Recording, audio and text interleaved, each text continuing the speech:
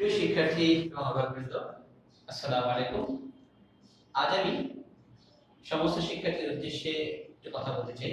সেটা হলো আমাদের সংসদ টিভি শিশু শ্রেণী থেকে দশম শ্রেণী পর্যন্ত প্রতিটি ক্লাসে সাবজেক্ট ওয়াইজ পড়াগুলো ক্লাস নেওয়া হচ্ছে, ওখানে পড়াগুলো শেখানো হচ্ছে। আমি আমার এমিরেটিভ মেমোরিয়াল ইনস্টিটিউটের শিক্ষার্থীদের দৃষ্টি আকর্ষণ করছি, যেহেতু তোমরা স্কুলে আসতে পারছো না, আমাদের স্কুলে আসার অবস্থা নেই, অন্য কোচিং সেন্টারে পড়ার সুযোগ নেই, এমনকি হোম টিউটরদের বাসায় এসেও পড়ানোর সুযোগ নেই। তাই আমি শিক্ষার্থীদের দৃষ্টি আকর্ষণ করে বলছি, তোমরা অবশ্যই সংসদ টিভি ক্লাসগুলি মনোযোগ দিয়ে ফলো করবে, মনোযোগ দিয়ে দেখবে। তারপরে তোমরা ওই ক্লাসগুলো আবার নিজের মতো করে চেষ্টা করবে, নিজের মতো করে প্র্যাকটিস করবে। বিশেষ করে আমি পিএসসি, জেএসসি এবং এসসি পরীক্ষার্থীদের দৃষ্টি আকর্ষণ করছি, তোমরা যারা বাসায় রয়েছে তোমরা অবশ্যই সংসদ টিভি ম্যাথ ক্লাসগুলোকে সঠিকভাবে দেখে এবং ওই ক্লাসগুলোকে সঠিকভাবে অনুশীলন করবে। তাহলেই তোমরা অঙ্কগুলো আস্তে আস্তে করে নিজের মতো করে প্র্যাকটিস করলে আত্মস্থ করে ফেলতে পারবে, তবেই তোমরা পরীক্ষাটা ভালো করে উপস্থাপন করতে পারবে।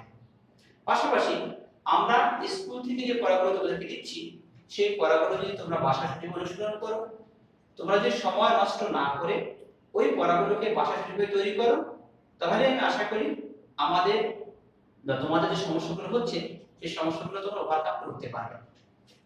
প্রিয় শিক্ষার্থী বন্ধুরা, আমি আজকে যে টপিকের উপর আলোচনা করব, আমি এমন একটা বিষয় নিয়ে আজকে আলোকপাত করতে চাই যে বিষয়টি সকলের জন্য অত্যন্ত জরুরি, সকল ক্লাসের সকল শিক্ষার্থীদের জন্য জরুরি। এরকম একটা বিষয় নিয়ে আমি আজকে তোমাদের সামনে ক্লাস দিচ্ছি। আমার এই ক্লাসটা দেখবেন বিশেষ করে অত্র প্রতিষ্ঠানের শিক্ষার্থীরা, আমার অভিভাবকরা রয়েছেন এবং যারা ক্লাসটাকে অনুসরণ করছেন, সকলের দৃষ্টি আকর্ষণ করে বলতে চাই, আমি আজকে এমন একটা গুরুত্বপূর্ণ বিষয় নিয়ে আলোচনা করবো, আলোকপাত করবো, যে জিনিসটি সকল শিক্ষার্থীর জন্য অতীব গুরুত্বপূর্ণ, অতীব জরুরি। সেটা হলো টেন্স। সবাই বলে যে আমরা ইংলিশ শিখাই, গ্রামার ছাড়া ইংলিশ শিখাই, কিন্তু আমার অবস্থাটা একটা ডিফারেন্ট। আমি সবসময় বলে থাকি যে আমরা গ্রামার দিয়ে বাচ্চাদেরকে অতি সহজ করে ইংলিশ শেখাই, আমরা গ্রামার দিয়ে সহজ করে বাচ্চাদের ইংলিশ শেখাবো। আমি আজকে যে ক্লাসটি নিব, এই ক্লাসটি ছোট বাচ্চা থেকে শুরু করে বড় শ্রেণী পর্যন্ত সকলের জন্য উপকারে আসবে। আমি পর্যায়ক্রমে ক্লাসগুলো দিতে থাকবো। প্রিয় শিক্ষার্থী এবং অভিভাবকবৃন্দ, আপনারা ক্লাস অনুসরণ করবেন, আমাদের ইউটিউব চ্যানেল সাবস্ক্রাইব করবেন, ওখানে আমাদের ক্লাসগুলো পাবেন, ফেসবুক পেজে আমাদের ক্লাসগুলো পাবেন। এটা সঠিক অনুসরণ করলে আমি আশা করি আমাদের শিক্ষার্থীদের ইংলিশে যে দুর্বলতা রয়েছে, ইংলিশে দুর্বলতাটা কেটে যাবে, আমাদের বাচ্চারা ইংলিশে ভালো করতে পারবে। এবং পাশাপাশি আমরা 5 এর 8 এর ম্যাথ ক্লাসগুলো দেওয়ার চেষ্টা করব। কিন্তু আমি শিক্ষার্থীদের উদ্দেশ্যে আবারও বলছি, তোমরা সংসদ টিভি ম্যাথ ক্লাসগুলোকে ভালো অনুসরণ করো, আশা করি তোমাদের পাঠগুলো কিছুটা হলেও সলভ হবে, কিছুটা সমাধান হবে। এখন আসি আমি আমার আসল ক্লাসে, সেটা হলো টেন্স। আমি আজকে ক্লাস নেব টেন্স নিয়ে। টেন্সের ব্যাপারটা অনেকে ভয় পেয়ে যায়, যেটা একটা বিশাল ব্যাপার, অনেক পরিধি। আমি আজকে অতি সহজে সংক্ষেপে আপনাদের সাথে উপস্থাপন করতে চাই যে জিনিসটি 10-12 বছর পড়াশোনা করেও অনেক শিক্ষার্থী টেন্সে শিখতে পারছে না। যেহেতু টেন্স শিখতে পারছে না, ইংলিশে দুর্বল হয়ে যাচ্ছে। আর বলছে tense is the soul of English language. English ভাষা আত্মা হলো টেন্স। তাহলে যদি টেন্সই না হয়, টেন্সটা শুদ্ধ করে যখন শিখতে পারবে না, টেন্সটা যখন ভালো করে বাচ্চারা পারবে না, তখন ইংলিশে ল্যাগ থেকে যায়, দুর্বল থেকে যায়। তাই আজকে আমি টেন্স নিয়ে আপনাদের সাথে আলোচনা করতে চাই, যে জিনিসটি অনেক দিন শেখা যায়নি, অল্প সময়ের মধ্যে আমরা প্রতিটা টেন্সের বাংলা রূপ আজকে চিনে ফেলব। তারপরে ধাপে ধাপে আমি গঠন, টেন্সের স্ট্রাকচার, গঠনগুলো, টেন্সে কিভাবে বাক্য গঠন করতে হয়, কিভাবে ছোট ছোট বাক্যে বড় বাক্য তৈরি করতে হয়, সমস্ত জিনিসগুলো আমি ধাপে ধাপে তোমাদের সামনে উপস্থাপন করব। শিক্ষার্থী বন্ধুরা, আসুন আমরা প্রথমে একটু ছন্দে ছন্দে টেন্সের বাংলা রূপটা শিখতে চাই। সবাই একসাথে বলবো, কি বলবো? বললাম নাই তেতে আসময়।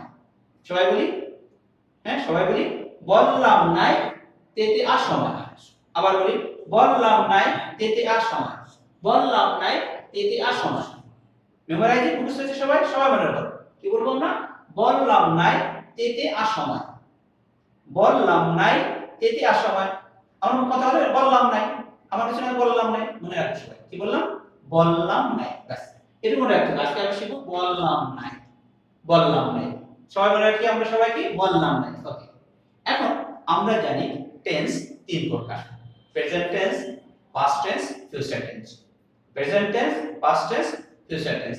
প্রতিটা টেন্সকে আবার চারটা ভাগ করা হয়েছে: present indefinite, present continuous, present perfect, present perfect continuous. এরকম ভাবে past indefinite, past continuous, past perfect, past perfect continuous, future indefinite, future continuous, future perfect, future perfect continuous. এই যে মোট 12টা টেন্স রয়েছে, আজকে অতি অল্প সময়ের মধ্যে এই 12টা টেন্সের বাংলা রূপ আমরা চিনে ফেলবো। প্রিয় শিক্ষার্থী বন্ধুরা, একটু মনোযোগ দাও, একটু মনোযোগ দাও। অল্প সময়ের মধ্যে সব টেন্সগুলো সবার আয়ত্তে চলে আসবে ইনশাআল্লাহ। আমি কি বলেছি? বললাম নাই তেতে আর সময়। বললাম নাই তেতে আর সময়। সবাই খুব ঠান্ডা ভাবে বলি, বললাম নাই তেতে আর সময়।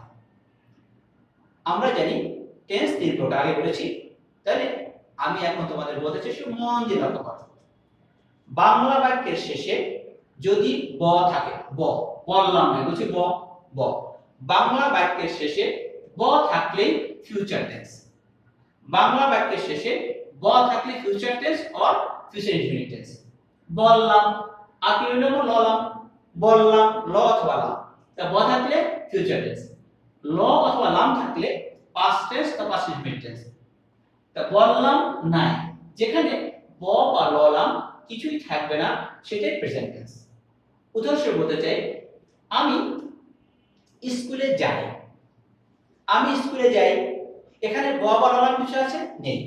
আমি স্কুলে যাই, এটা প্রেজেন্ট টেন্স অথবা প্রেজেন্ট ইনডিফিনিট টেন্স।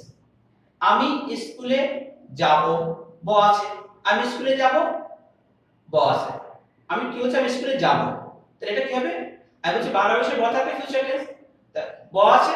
আমি স্কুলে যাব, future tense or future indefinite tense. আমি স্কুলে গেলাম, ললাম আছে, তাহলে পাস্ট টেন্স। তাহলে আমি তিনটে জিনিস পেয়ে গেলাম: আমি স্কুলে যাব, আমি স্কুলে গেলাম, আমি স্কুলে যাই। আমি স্কুলে যাব ফিউচার টেন্স, আমি স্কুলে গেলাম পাস্ট টেন্স, আমি স্কুলে যাই প্রেজেন্ট টেন্স। কি হলো? কেন হলো? আমি লিখেছি আমি স্কুলে যাব, বাংলা বাক্যে শেষে কি আছে? ব আছে, ফিউচার টেন্স। আমি স্কুলে গেলাম, বাংলা বাক্যে শেষে কি আছে? ললাম আছে, এটা কি টেন্স? Past tense. আমি স্কুলে যাই, এটা বাংলা বাক্যে শেষে ব বা ললাম কিছু আছে? শিক্ষার্থী বন্ধুরা, নেই। বাংলা বাক্যে শেষে ললাম বা কিছুই নেই, সুতরাং এটা প্রেজেন্ট টেন্স। অতি সহজে শিখে ফেললাম যে ব থাকলে ফিউচার টেন্স, ললাম থাকলে পাস্ট, ব বা ললাম যেখানে থাকবে না ওইটাই প্রেজেন্ট টেন্স। তো এখন আমরা একটু মজা করে শিখতে পারি। কি বলছি দেখো, তোমরা সবাই একটু আমরা মজা করে আমরা একটু স্লোগানে একা শিখতে পারি যে ব থাকলে ফিউচার টেন্স। তো ব থাকবে যেখানে, ফিউচার হবে সেখানে। তো ব থাকবে যেখানে, ফিউচার হবে সেখানে। মনে রাখবে সবাই, ব থাকবে যেখানে, ফিউচার হবে সেখানে। ললাম থাকবে যেখানে, পাস্ট হবে সেখানে। যেখানে কিছুই থাকবে না, ব বা ললাম নাই, কিছুই নাই, সেটা হবে প্রেজেন্ট। কি হলো? আবারও সবাই একটু চর্চা করে নাও। ব থাকবে যেখানে, ফিউচার হবে সেখানে। ব থাকবে যেখানে, ফিউচার হবে সেখানে। ললাম থাকবে যেখানে, পাস্ট হবে সেখানে। ললাম থাকবে যেখানে, পাস্ট হবে সেখানে। যেখানে নাই কিছু, শূন্য থাকবে যেখানে, প্রেজেন্ট হবে সেখানে। শূন্য থাকবে যেখানে, প্রেজেন্ট হবে সেখানে। তাহলে আমরা যেটা শিখে ফেললাম, তাই আমরা কি বললাম? ব থাকলে ফিউচার টেন্স, ললাম থাকলে পাস্ট টেন্স, কিছু নাই থাকলে প্রেজেন্ট টেন্স। ওকে বন্ধুরা, তাহলে আমরা প্রতিটা টেন্সের শিখে ফেললাম। এখন আমাদের প্রেজেন্ট ইনডিফিনিট শেখা হয়ে গেল। Present indefinite, past indefinite, future indefinite or present tense, past tense, future tense. এর পাশাপাশি আমাদের কি আছে? Present continuous, past continuous, future continuous. As it is, একই ভাবে দেখো, এই যে বটা রয়েছে, ব থাকলে ফিউচার, আমরা কি বলছি? ব থাকলে ফিউচার, ললাম থাকলে পাস্ট, নাই থাকলে প্রেজেন্ট। বয়ের সাথে শুধু যখন তি যোগ হয়ে যাবে তখনই ফিউচার কন্টিনিউয়াস, ফিউচার কন্টিনিউয়াস। বয়ের যখন তি যোগ হবে, বয়ের যখন এই যে বললাম নাই তে তি যখন যোগ হয়ে যাবে, মনে করো আমি প্রথম উদাহরণটা দিয়েছি, আমি স্কুলে যাব। আমি এখন বলি আমি স্কুলে যাইতে থাকবো, তে থাকবো, আমি স্কুলে থাকবো, ফিউচার কন্টিনিউয়াস। আমি স্কুলে যাইতে থাকবো, ফিউচার কন্টিনিউয়াস। আমি স্কুলে যাইতেছিলাম, তে ললাম পাস্ট কন্টিনিউয়াস। আমি স্কুলে যাইতেছি, তে কিছু নাই, প্রেজেন্ট কন্টিনিউয়াস। তাহলে future continuous, past continuous, present continuous. আমরা তিনটা কন্টিনিউয়াস শিখে ফেললাম। কন্টিনিউয়াস কি আসলো? যে তে ব, তে ব, তে ললাম, তে নাই, মানে তে শূন্য। তে ব যাইতে থাকবো, তে ললাম যাইতেছিলাম, তে ব যাইতে থাকবো ফিউচার কন্টিনিউয়াস, তে ললাম যাইতেছিলাম পাস্ট কন্টিনিউয়াস, তে সি শূন্য, ব বা ললাম কিছুই নেই, প্রেজেন্ট কন্টিনিউয়াস। Present continuous. তারপর কি হয়ে গেল? বললাম নাই তেতে। এখন আছে কি আ। এখন আমরা কি আছে আ। প্রথমে এই সংজ্ঞাটাকে সবার মনে রাখতে হবে। বললাম নাই তেতে আ সময় আ। এখন আমি আটা যোগ করে দিলাম। তাহলে আমি বলি আমি ব আ যখন বয়সে যোগ হবে, আমি স্কুলে গিয়া থাকবো, আমি স্কুলে গিয়া থাকবো বা যাইয়া থাকবো, আ ব ফিউচার পারফেক্ট।